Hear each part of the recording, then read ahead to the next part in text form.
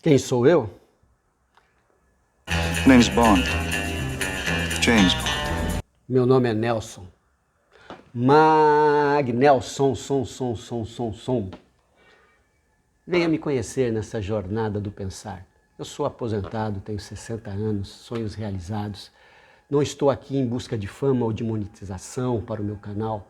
Eu quero convidar você numa jornada pelo pensar alguns assuntos que são muito importantes que têm me incomodado. De deixar bem claro que eu não estou atrás de recursos financeiros. Se esse canal for monetizado algum dia, eu garanto e deixo aqui registrado nesse primeiro vídeo que os recursos dessa monetização serão destinados para missões, para ajudar missionários no Brasil e no mundo e também para a assistência de crianças carentes. Tá? Então fica claro e registrado aqui, exceto, é óbvio, aquilo que gastar para a manutenção do canal, que não vai ser muita coisa, eu acredito, porque eu faço tudo eu mesmo. E eu mesmo, Nerso de Torre de Pedra, não é o Nerso da Tapitinga, fique sabendo, tá bom? Então eu convido você para essa jornada comigo.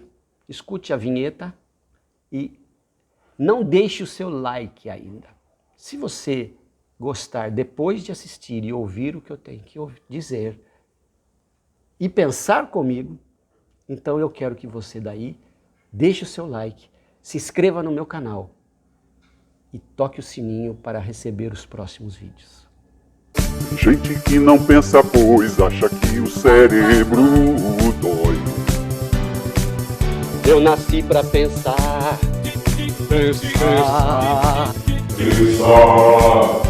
Logo eu.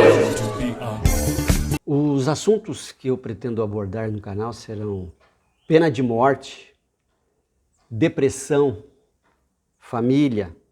Bem, é lógico que aí vai começar a chegar os mimizentos e começar a falar, né? Mas Nelson, né? Você, cristão, falando de pena de morte. Bom, eu quero começar apresentando 3 ícones, tá? Para a gente falar sobre postura de ações a serem tomadas. O primeiro dele é muito conhecido e é tido como um homem pacificador. Ele libertou o seu país do domínio da Inglaterra. Eu acho que vocês já sabem quem é, Mahatma Gandhi. Só que eu gostaria de apresentar uma nova face de Mahatma Gandhi. O Gandhi, ele defendia os Dalits, que existem até hoje. Você deve saber que a Índia possui castas, sistemas de castas na sociedade, aonde eles acreditam que existem seres inferiores que devem servir-los. Os Dalits, ou os chamados intocáveis, são um desses. Em um texto de 1975, Gandhi escreveu que a tarefa de um Brahmine é lidar com a limpeza da alma, enquanto os intocáveis devem se ocupar dos corpos da sociedade, ou seja, limpar excrementos e cuidar de cadáveres. De fato, Gandhi não lutou para o fim do sistema de castas, ele sempre disse que era um ponto essencial na civilização hindu. Contudo, já naquela época, Bhimrao Ambedkar, Dalit de nascimento e advogado, lutou para empoderar os intocáveis. Ele enfrentou Gandhi com perseverança, defendendo que os Dalits escolhessem seus representantes políticos com independência do restante do eleitorado, sendo assim um forte crítico ao sistema de castas indiano. Ainda hoje, parte da Índia continua perpetuando essa arcaica classificação social, na qual os membros das castas mais altas gozam de todas as vantagens, enquanto os Dalits, chamados de intocáveis, podem perecer nas ruas porque uma visão conservadora da doutrina hindu prevê que ninguém cuide deles, Pois então, Gandhi defendia que esse sistema deveria continuar porque ele acreditava realmente que existiam seres inferiores. Gandhi impediu que sua esposa tomasse a penicilina quando ficou doente. Ela veio a falecer por causa disso. Vocês vão ver uma narrativa breve aqui. E uma terceira face de Gandhi que poucos conhecem é que ele, quando 2 seguidoras suas foram violentadas, e na Índia ainda hoje existe muito disso, as mulheres não têm direitos, tem casos recentes, ele simplesmente disse que a culpa era delas, porque elas é que estavam erradas em atrair os homens, que deveriam cortar os cabelos e não se embelezar mais. Quando Kasturba, sua mulher, adoeceu por pneumonia, ele negou a penicilina, apesar das indicações claras dos médicos.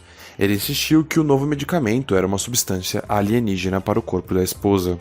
Kasturba acabou morrendo em 1944.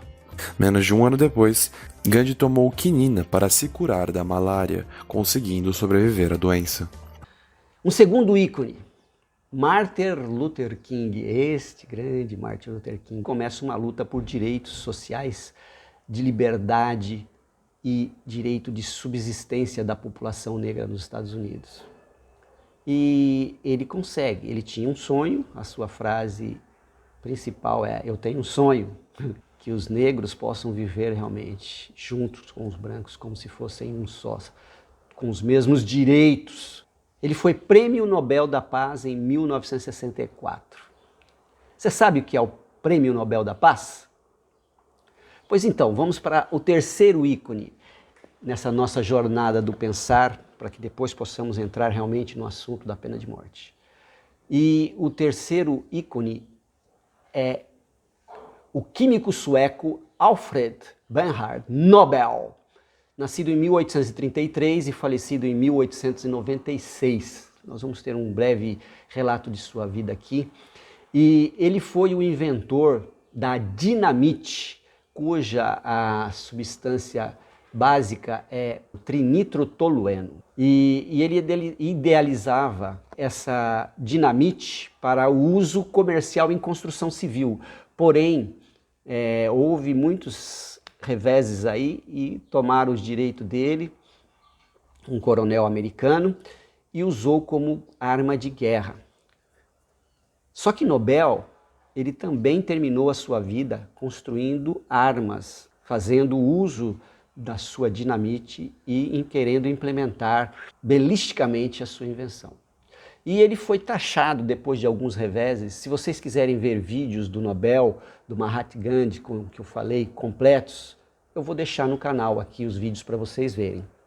Mas no final da vida, depois de ser chamado de um mercador da morte, uns 5 anos antes dele morrer, devido a alguns acontecimentos, ele institui que a sua fortuna, ele se tornou com 40 anos um dos homens mais ricos do seu tempo.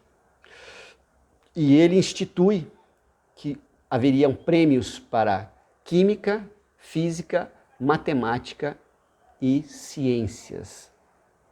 E posteriormente foi feito o chamado Prêmio Nobel da Paz, que é um prêmio dado na Suécia para as pessoas. Se você não sabe, o ganhador da paz ganha $1 milhão para poder incrementar o seu trabalho.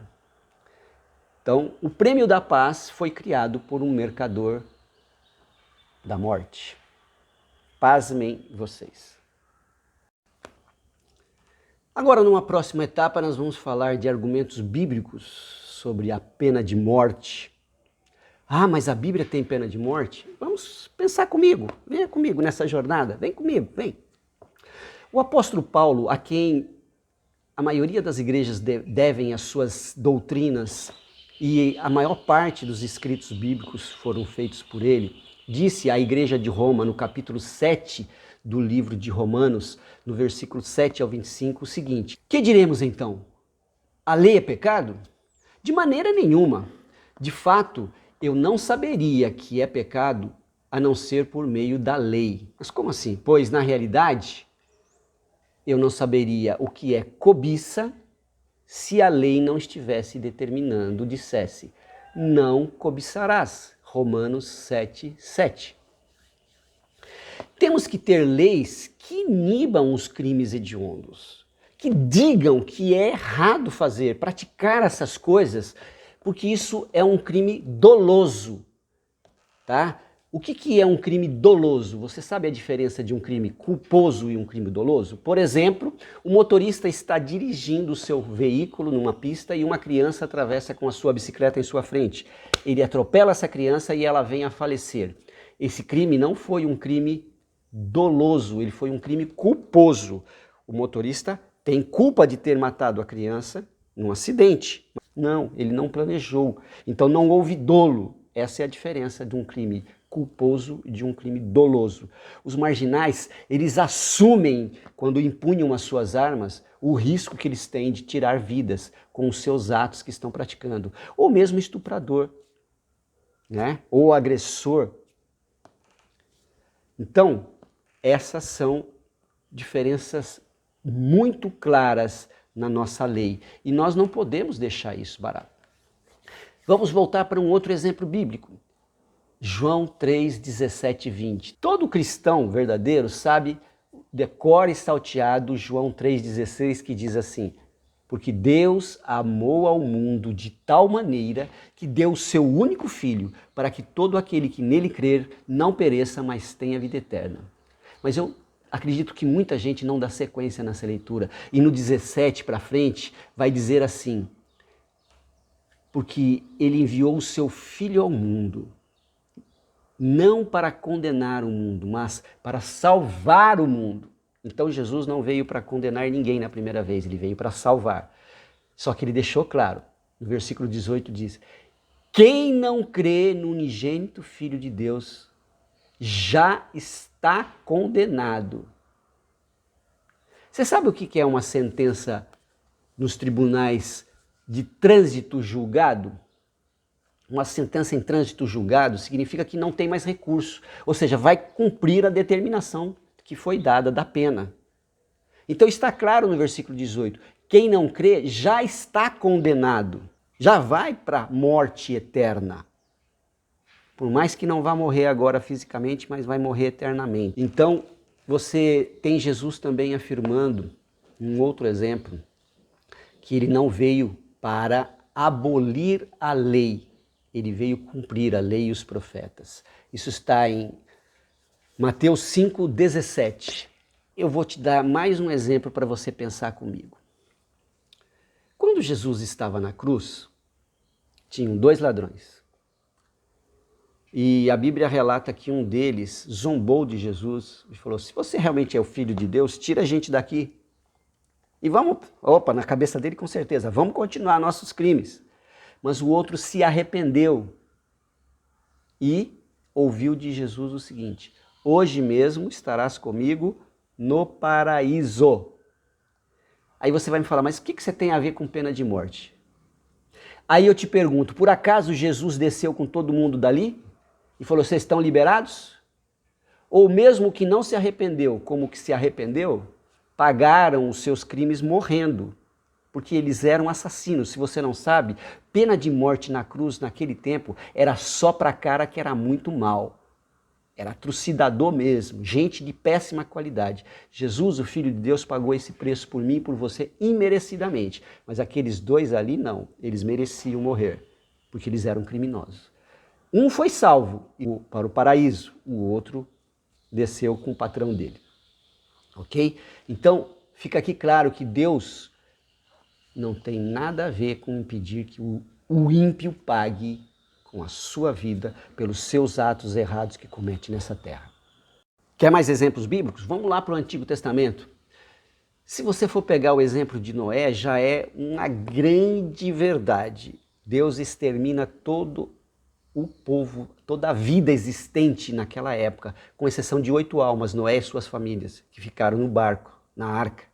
Por que Deus fez isso? Porque a Bíblia relata que a maldade dos seres humanos era tão grande que Deus já se cansou dela, se cansou dos seres humanos e resolveu extingui-los da face da terra. Outro exemplo de pena de morte executada por vontade divina é quando o povo de Israel entrou na terra prometida de Canaã. Existiam nações ali idólatras e más, corruptas, que Deus mandou matar até os animais dessas famílias, todos, sem exceção. Todos foram mortos porque eram gente má e corrupta e teriam má influência sobre a nação de Israel futuramente. Deus fez isso porque ele é mau? Não, somente porque ele sabia que eles estavam pagando. Você sabia que tinha gente ali que sacrificava as próprias crianças a deuses pagãos? Eles queimavam essas crianças de maneira horripilantes. Sodoma e Gomorra também foram dois exemplos de cidades destruídas. A Bíblia fala que quando Ló se separou de Abraão, quando Ló disse que houve encrenca entre os seus pastores lá que não tinha mais espaço e água para o rebanho ficar junto, Abraão mandou para Ló escolher, vai para um lado que eu vou para o outro, vamos separar porque já não dá mais para ficar junto. E diz que Ló olhou pelas campinas onde estavam Sodoma e Gomorra, que eram campinas verdejantes com água, um lugar lindo e maravilhoso. E ele, sabichão, escolheu ir para lá. E Abraão, a Bíblia diz que foi para o outro lado, para o deserto. Só que hoje nós temos relatos que o lugar que era campina de Sodoma e Gomorra, que era verde, habitável, hoje só se encontra sal e enxofre. Porque foi isso que destruiu aquela região. Bolas de fogo e enxofre. E fica na região do Mar Morto, que é muito salgado. Tem vídeos, se você quiser depois eu posso deixar no link para você pesquisar sobre isso, ok? Bem, vamos falar então de pena de morte no Brasil. A nossa Constituição Federal, no artigo 5º, reza o seguinte: prevê que não haverá pena de morte, salvo em caso de guerra declarada nos termos do artigo 84. Mas, como é um caso muito simples que eu vou citar, do Marcola, você sabe quem é o Marcola, o líder do PCC, primeiro comando da capital, sabe qual é a pena dele? 330 anos. Ou seja, esse cara não vai sair nunca da cadeia. E só vai ficar lá planejando sair e maldades, porque ele sabe que não tem mais chance, porque ele fez muita coisa ruim. Se quem faz as leis é o povo e para o povo, por que não podemos discutir pena de morte no Brasil? Eu sou o povo, você é o povo, nós somos o povo. Eu preciso saber qual é a sua opinião, qual é a opinião dessa nação. E o caráter desse vídeo é conhecer as pessoas e saber as suas opiniões. Tá? Porque eu estou cansado de testemunhar tanta injustiça, tanta maldade cometida neste país e onde a impunidade impera em todas as instâncias. Inclusive, não só no narcotraficante, não só no assassino, sequestrador, mas também nos crimes de colarinho branco. Aí você me pergunta então, qual é a sua lógica, Magnelson? Minha lógica é simples por trás da pena de morte, do defender a pena de morte para crimes hediondos. Eu não sou filósofo, eu sou realista. A verdade está aí para quem quiser ver. A pena de morte já existe no Brasil, só que para o lado de lá, para o lado de cá, das vítimas, ela não pode existir. No Brasil se morre mais que em guerras pelo mundo todo. Como eu disse, o que me impulsiona e que me leva a fazer até com certo temor esse vídeo é a indignação por esses crimes bárbaros, vis, que acontecem na nossa nação. É interessante observar que a pena de morte é realidade no Brasil. Sim, em 2021, em plena pandemia, foram 47.503 mortes. Isso dá 22,5 mortes por 100 mil habitantes. Essa medição é uma medição internacional para se conseguir ver o índice de violência nos países. Você mede com a questão de parâmetros de quantidade de população.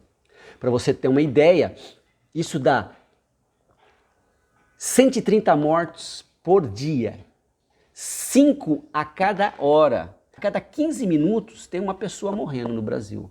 E não é por morte natural, não é por Covid não, porque isso aí são outros números. Esses números de 47.503 mortos em 2021 é só de mortes violentas, só de mortes em crimes, muitos deles latrocínios, roubo seguido de morte. E o índice agora alcançado em 2021 é um dos menores, para você ter uma ideia, é um dos menores nos últimos 20 anos. Nós tivemos aí no ano de 2016, o Brasil era o 13º país no ranking de países mais violentos. Em 2021, nós caímos, ou seja, nós despioramos, porque nós subimos para a 8ª posição de países mais violentos do mundo, apesar do número ter caído. Mas em 2016, esse número chegou a 61.596 mortos por crimes violentos no país. Dá 30 por cada 100 mil habitantes. Ou seja, hoje, em 2021, né? Hoje não, em 2021, caiu para 22,5 mortes por 100 mil habitantes. Em 2016 era 30 para cada 100 mil habitantes. Ou seja, despioramos. Realmente despioramos. Caímos para a 8ª posição, apesar de um número morrer. Sabe por que despioramos? Porque na guerra lá da Ucrânia, a guerra da Ucrânia, que os russos lá estão brigando lá, sabe quanta gente morreu? 5, 6 mil pessoas. Na guerra, gente, numa guerra declarada, morreu 5 mil pessoas, em cerca de uns 6 meses. Aqui, em 6 meses, morre 5 vezes mais por crimes cometidos contra o cidadão brasileiro. Pasmem, é isso mesmo. O tribunal de morte existe, mas somente para o crime organizado. Fica aí a dica. E isso sem falar, né, das vítimas de agressão doméstica, as mulheres que são estupradas, que são violentadas. E fica por isso mesmo. Não podemos deixar de mencionar também as vítimas que são escravizadas pelas drogas, pelo tráfico de drogas. Sim, os traficantes comercializam com vida humana. Para mim, 2 crimes hediondos que mereciam pena de morte: tráfico de drogas e sequestro. São coisas que tratam da vida do ser humano e isso é inaceitável. Aí vem uma fulana da vida, dita filósofa, dizer que acha lógica no assalto e que concorda, porque tem uma certa lógica o camarada roubar. Pasmem, existe uma fulana e vai aparecer aqui num vídeo. Eu sou filósofa, então o meu negócio é fazer pensar. Eu sou a favor de muitas coisas que as pessoas não são a favor. Penso. Você é a favor da pena de morte? Claro que não, né? Tá bom, não, você falou só de uma coisa, eu não sou a favor. Mas no Brasil não precisa, né? Porque a pena de morte está instaurada e ela não é legalizada. Mas a pena de morte está dada. A execução é o nosso... É também complicado você dizer eu sou a favor ou sou contra. Se eu disser que eu sou a favor, por exemplo, eu sou a favor do assalto. Você é a favor do assalto? Não, eu penso assim, tem uma lógica no assalto. Uma lógica no assalto. Eu não tenho uma coisa que eu preciso, eu fui contaminado pelo capitalismo, ou assim, eu tô... Começa a pensar... Então é isso aí. A pena de morte só existe em um dos lados, o lado dos marginais que executam sem dó jovens, trabalhadores, pais de família e idosos, quer seja por um celular, bens conseguidos com o esforço do trabalho ou para extorquir dinheiro nos Pix. Segundo uma reportagem da Band, só em 2022, no primeiro semestre, nós temos uma média de 170 sequestros diários por causa do Pix. Acredite se puder. Como eu disse, eu não tenho um sonho, eu tenho sede de justiça e de viver em uma nação mais justa e igualitária, realmente, com todos os cidadãos, indistintamente de credo, cor, raça, poder aquisitivo, escolhas ou ideologias. Viver igualitariamente, em paz, tranquilo.